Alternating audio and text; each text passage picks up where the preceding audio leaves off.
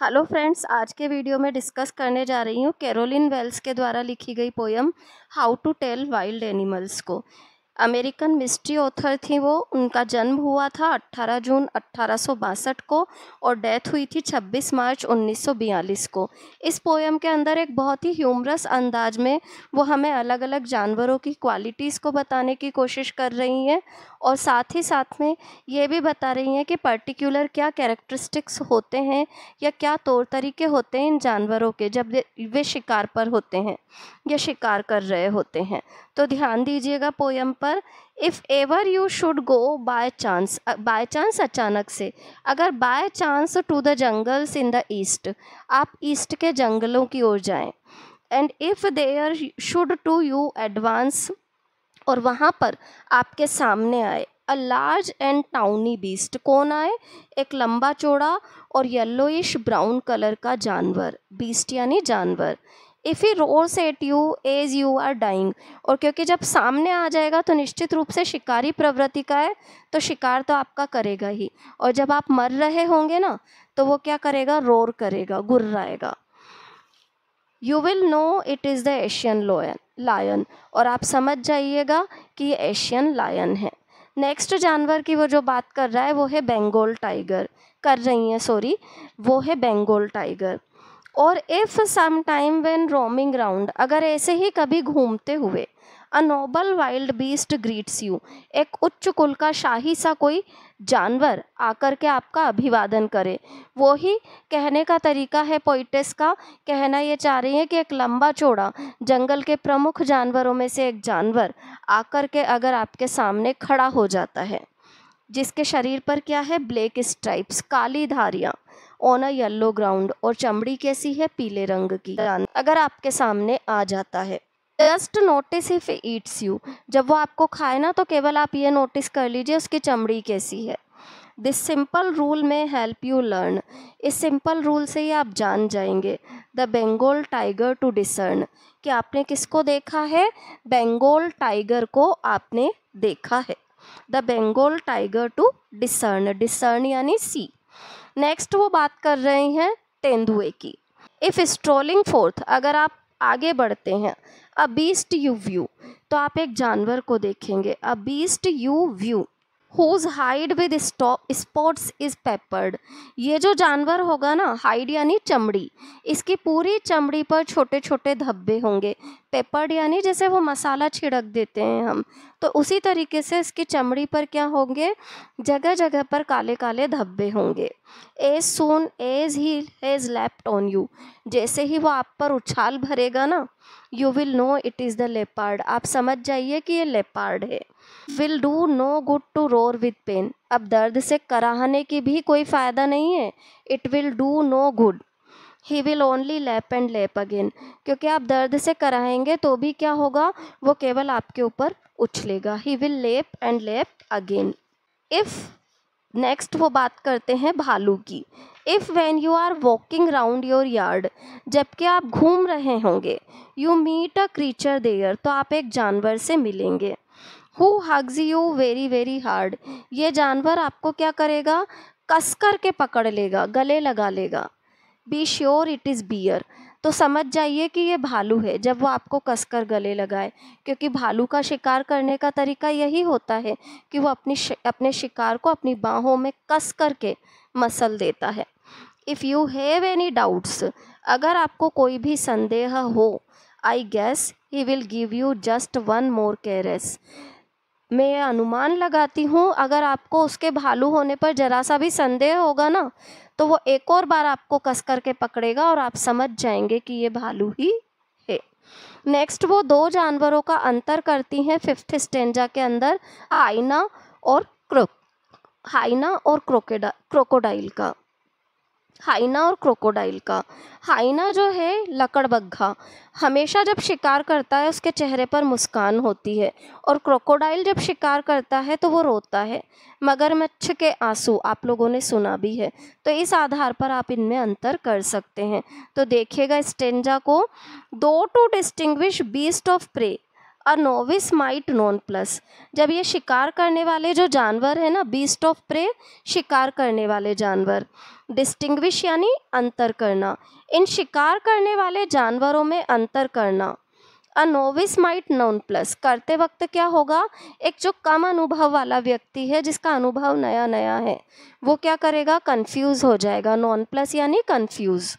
The crocodile you always में, एक crocodile से आप हमेशा का अंतर कर सकेंगे आप। टेल फ्रॉम द हाइना, 10, एक क्रोकोडाइल और हाइना में आप अंतर इस प्रकार से कर सकते हैं। 10 यानी इस प्रकार से, टेल फ्रॉम यानी अंतर करना।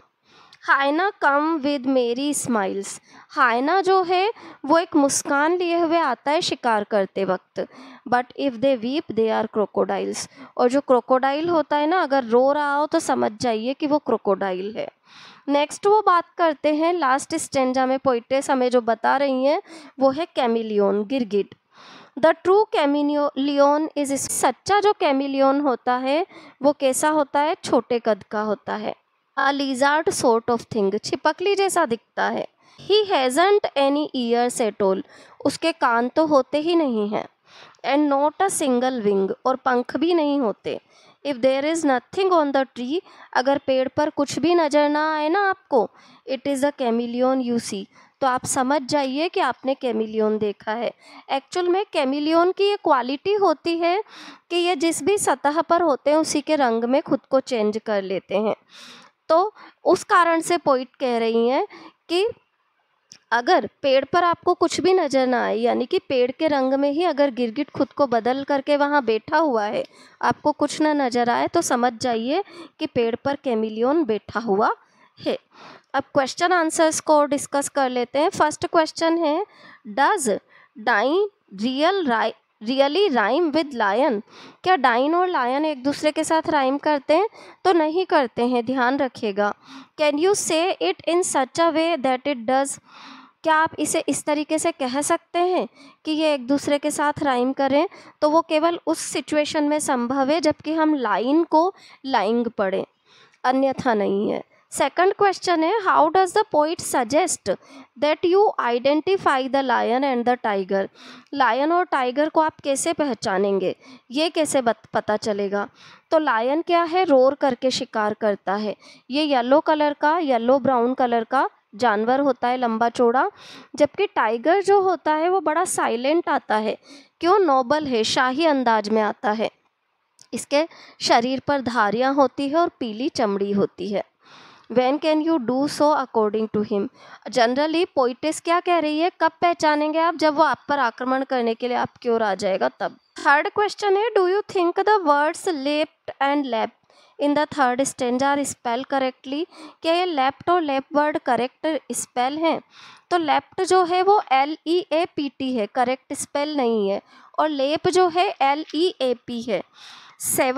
स्टेंजा 3 की 6th लाइन में तो ये लेप वर्ड आया है और स्टेंजा 3 की 3rd लाइन में लेफ्ट आया है। इन दोनों वर्ड्स को यूज़ करने का गलत तरीके से या गलत स्पेलिंग के साथ पोइटेस का क्या उद्देश्य रहा है? तो इसका उद्देश्य पोइटेस का केवल एकमात्र रहा है, to create a rhyme and rhythm in the poem, poem को एक पर्टिकुलर राइम देने, रिदम देने के लिए पोइटेस ने ऐसा किया है, क्योंकि पोयम की इफ़ेक्टिवनेस ज़्यादा ज़रूरी होती है पोयम की राइमिंग की तुलना के लिए। Do you know what a bear hug is, bear hug क्या होती है, आप जानते हैं क्या? तो हाँ, हम जानते हैं बियर हग क्या होती है। बियर हग का मतलब है एक भालू जब शिकार करने के लिए अपने शिकार को कसकर पकड़ लेता है। इट इज़ फ्रेंडली और स्ट्रॉन्ग हग, कैसी होती है ये? स्ट्रॉन्ग हग होती है। Such as bears are thought to give, ऐसी हग जैसा कि जानवर इन बियर्स के बारे में माना जाता है। एज दे अटैक यू, जब आक्रमण करते हैं। Hyenas are thought to laugh and crocodiles to weep, इसके अलावा एक चीज़ और कही गई है कि हाइनाज तो हंसते हैं, क्रोकोडाइल रोते हैं जब वो अपने शिकार को खा रहे होते हैं। Are there similar expression popular ideas about wild animals in your own language, तो जंगली जानवरों को लेकर के ऐसे ही कोई विचार आपकी भाषा में भी प्रकट किए गए हैं क्या? तो बहुत सारी ऐसी कहावतें हैं जिनमें जानवरों के नाम लिए जाते हैं, जैसे हाथी के दांत खाने के ओर, दिखाने के ओर, अब पछताए होत क्या जब चिड़िया चुग गई खेत, या फिर गिरगिट की तरह रंग बदलना। ये सारे के सारे एक्सप्रेशंस जानवरों के प्रति अलग अलग भावों को प्रकट करते हैं हमारी भाषा में भी। Look at the line novice might nonplus. ये लाइन सही है क्या, पोइट ये पूछ रहे हैं। How would you write this correctly, इसे करेक्ट कैसे लिखेंगे, तो a novice might be nonplussed आएगा करेक्टली। तो why is the poet's incorrect line better in the poem. Poet ने इनकरेक्ट लाइन को क्यों यूज़ किया है? पोइट ने इनकरेक्ट लाइन को इसलिए यूज़ किया है क्योंकि सेकंड लाइन में जो स्टेंजा फिफ्थ की अ नोविस माइट नॉन प्लस आया है, वो राइम कर रहा है फोर्थ लाइन की, इसी स्टेंजा की फोर्थ लाइन के 10 के साथ।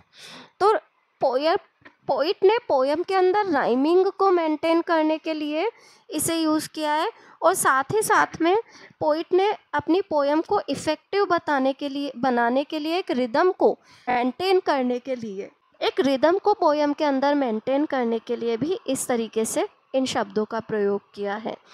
पोएम का यहाँ पर क्वेश्चन आंसर कंप्लीट होते हैं। 6 और 7 क्वेश्चन जो है वो imaginative and discussion based question ज़्यादा हैं। इन क्वेश्चंस पर रिटन पार्ट इतना नहीं है जितना कि थिंकिंग एबिलिटी और डिस्कशन एबिलिटी वर्क करेगी। तो यहाँ 5th क्वेश्चन तक हमने डिस्कस कर लिया है। इसके अलावा भी आप लोगों को कोई कन्फ्यूज़न है तो कमेंट बॉक्स में कमेंट, अच्छा लगा हो तो चैनल को लाइक, सब्सक्राइब और शेयर ज़रूर करें। Thank you all.